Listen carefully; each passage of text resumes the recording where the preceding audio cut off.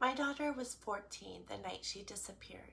She asked if some friends could spend the night, and then they all wanted to go to the movie theater. It was late, but I agreed. I watched them all walk into the theater before driving away. When I came to pick them up, none of the girls were there. I searched the lobby, parking lot, and every room in the theater. They weren't anywhere.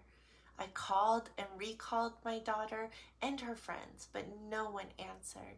With every passing minute, every square inch search that didn't turn up any sign of them, my heart raced faster. In a panic, I called all their friends' parents. I called my daughter's father. We were divorced, but he soon was by my side helping me search. My sons arrived too, and everyone scoured the dark neighborhood streets, searching, hoping, worrying. Finally, after what felt like weeks, I got a call from one of the friends' moms. The girls were back at my apartment. Everyone was safe, except my daughter. She wasn't there. I raced back to the apartment to figure out what had happened. After talking to my daughter's friends, I learned that they had taken a ride from some boys at the theater and had gone to a big house party. My daughter had been extremely drunk and refused to leave with her friends. I imagined my little girl intoxicated and alone in a strange house. Every possible scenario ran through my head. After calling the police, the girls took me to the party house. When I arrived, it was empty. Discarded liquor bottles littered the floor, and the smell of weed everywhere. Once again, I searched behind every bedroom and bathroom door. I feared discovering the worst, but she wasn't anywhere. In the woods outside the home, my ex-husband and I found the boy who lived at the house. He was stumbling drunk. We got him inside and turned him on his side. Through thick, confused speech, he told us my daughter had left the party with another group of boys. Through social media, we ended up contacting them and convincing them to bring her home. They dropped her off at school parking lot alone and drunk at 4 a.m. with a mixture of immense relief, gratitude, and frustration. Her dad and brothers picked her up and brought her home. When she walked in through the door, all I could do was hug her. I was so grateful she was safe and alive. I sent her to bed, saying we'd talk more in the morning. When she woke, the regret, embarrassment, and shame set in. Thinking she disappointed everyone and having already struggled with depression for a couple of years, she found some anti-anxiety medication in the house and took the entire bottle. It took time, but eventually she told me what she had done. After calling poison control, an ambulance rushed her to the ER. There was a flurry of activity at the hospital before it was clear she was going to live. In the ensuing quiet, I looked at my daughter lying in the hospital bed. She seemed impossibly young and small. I knew that must have been how I looked to my mother all those years ago when I was lying in my own hospital bed after an intentional overdose. I was raised by a mother who was bipolar, who struggled intensely with mania and depression. Perhaps because of that, I was always drawn to psychology. And by the age of 10, I was reading dense clinical psychology textbooks. And my own depression began around 12, manifesting as intense, persistent fatigue. I couldn't get up and go to school, which meant I missed a lot of class time. While other kids played hooky and hung out at the mall, I was in bed, incapable of getting up, sleeping all day with no support from the school system. I ended up dropping out. My parents also got divorced when I was 14, making it a particularly difficult time. I ended up moving out on my own at 14, living with some friends' families before eventually getting an apartment with a roommate. Then the depression became so bad that I couldn't work to support myself. I moved back in with my mom, but everything continued to feel dark and heavy. I couldn't function. Life felt unbearable. After trying different psychiatrists and every medication imaginable, still nothing worked. With every attempted and failed prescription, I felt more hopeless. I was certain nothing was ever going to get better, and eventually I closed my door, lined up my medication bottles, and emptied each one. My mom found me unconscious in the morning and rushed me to the hospital. Somehow I lived. I was in the hospital for a week, trying impossibly to explain that I didn't want to die. I just wanted the pain to end. And then shortly after being released, I discovered I was pregnant. And becoming a mom at 17 was difficult, but it gave me a purpose and a reason to live. And I continued to struggle through my 20s, but the depression was more manageable. I tried going to college, but anxiety and panic attacks made that impossible. At every turn, I literally felt like I was going to have a heart attack. And after a lifetime of attempted medications, I was prescribed another option. And like a miracle, it worked. I knew I had been depressed, but this medication, I finally felt the stark, wonderful contrast of happiness. Medication isn't the answer for everyone, but for me, it gave me my life back. Knowing my mother had bipolar and there's a genetic component, I understood there was a good chance at least one of my 4 kids would go through this journey as well. My daughter is my 3rd child, and she began struggling about the same age I did. She had been a national gymnast for 10 years, but by her early teens, she was starting to feel burnt out and wanted to walk away. When she was 14, she quit. It was an incredibly hard decision for her to make, and in many ways, she lost her identity in that choice.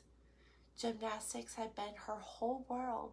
She didn't have a social life beyond it, and she struggled to know who or what she was outside of it. By 16, she was really struggling. She couldn't function.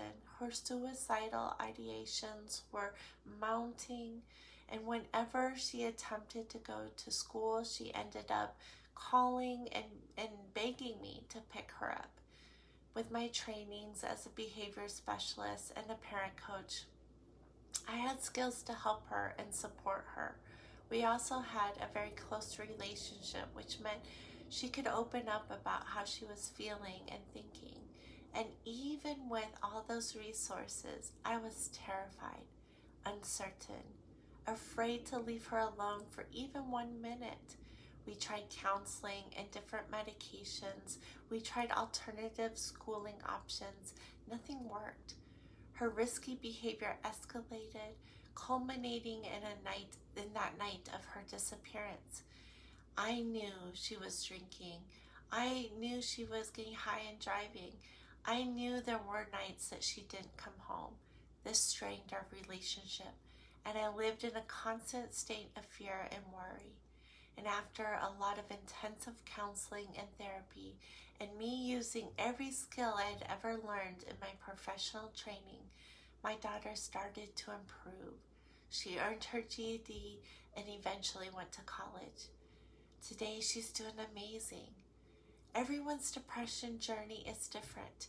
Your teen's progress might not look like you expect, but with unwavering support and love, they can find their way back. When I look at my daughter today and how well she's doing, I feel overwhelming pride. Not only did she find her way through, but she committed to sharing her story in the hopes it helps provide guidance, insight, and hope to others who are struggling.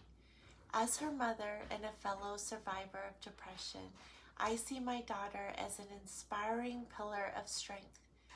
If you're the parent of a teen struggling, here are just some of the strategies that carried us through. Use a multi-pronged approach. Getting better doesn't often happen after one strategy. It takes everything working together. Getting my daughter well required an entire team and support network. When your teen is struggling, it means finding a good therapist, exploring different counseling options, figuring out educational alternatives, trying different medications, and teaching your teen healthy coping strategies. Many teens in this position turn to unproductive coping mechanisms: screen addiction, alcohol, drugs, unsafe sexuality, self-harm. These are all forms of coping. The job of the support network is replacing those unhelpful coping strategies with positive, productive ones. Depression is a difficult, scary, stressful situation, and as a parent, it's not on you alone to fix it. It takes a network of qualified help. You're there as the foundation of unconditional love and support.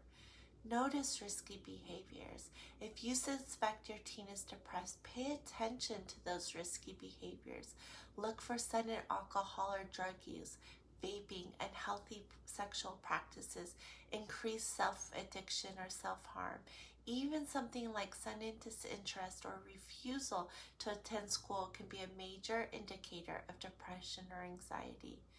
Be aware of these behaviors and open the dialogue as soon as you notice them. Start with a powerful connection. Your relationship with your teen is at the core of recovery.